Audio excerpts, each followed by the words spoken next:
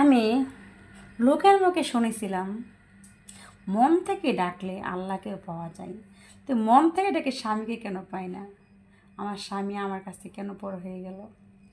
যেই স্বামী ভালোবেসে, আমার স্বামী থাকতো কাতারে, আমি থাকতাম বাংলাদেশে, আমি থাকতাম কিশোরগঞ্জ, আমার স্বামী থাকতো কাতারে। আমার স্বামী আমার সাথে প্রেম করে কাতার থেকে চলে আসছিল। এত ভালোবাসার টান ছিল আমাদের, কিন্তু বিয়ের পরে ভালোবাসা কোথায় গেল? ভালোবাসার জানালাটা পলাই গেল। আর বিয়ের আগে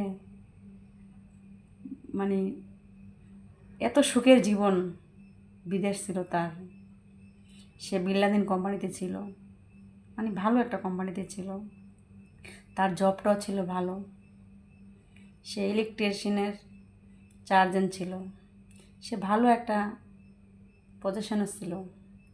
আমার সাথে প্রেম করে চলে আসছে, সে থাকে নাই।